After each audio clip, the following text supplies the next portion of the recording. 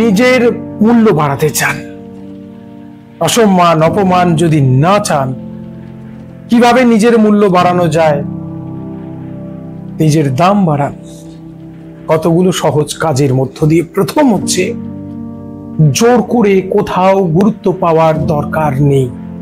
কেউ দেখছেন আপনাকে অ্যাভয়েড করছে, আপনিও তাকে অ্যাভয়েড করুন। আপনাকে ইগনোর করছে, আপনি সেদিকে ভ্রুক্ষেপ করবেন না। কেউ আপনাকে অপমান করার চেষ্টা করলে, ইগনোর করার চেষ্টা করলে সেদিকে ভ্রুক্ষেপ করার দরকার নেই। দ্বিতীয় হচ্ছে, সমালোচনা করবেন না কারো, নিজের দাম বাড়বে এতে। বাজে কথা, খারাপ কথা, কুআলোচনা, এগুলো থেকে নিজেকে কাদা থেকে বাঁচিয়ে রাখবেন। আপনাকে কেউ এসে বলছে, জানো তো তোমার পাড়ার ওই লোকটা না পরকীয়া করে, আপনি বলছেন আচ্ছা তারপর, একদম না, নোংরা প্রসঙ্গ এড়িয়ে চলুন। সবকিছুর মধ্যে নিজেকে এনগেজ করার দরকার। এরপর হচ্ছে, নিজের দাম বাড়ানোর জন্য হেসে কথা বলা, একগাল হাসি মুখের মধ্যে থাকবে, তাই না? আমাদের ভেতরে যা আছে মুখে হাসিটা থাকবে।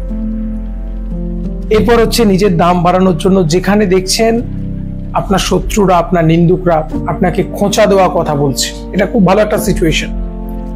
যেখানে দেখছেন এরকম হচ্ছে, সেখানে কি করেন আপনি? দুটো কাজ করেন। একটা হচ্ছে, খুব রেগে যান, আর না হলে মাথাটা নিচু করে থাকেন।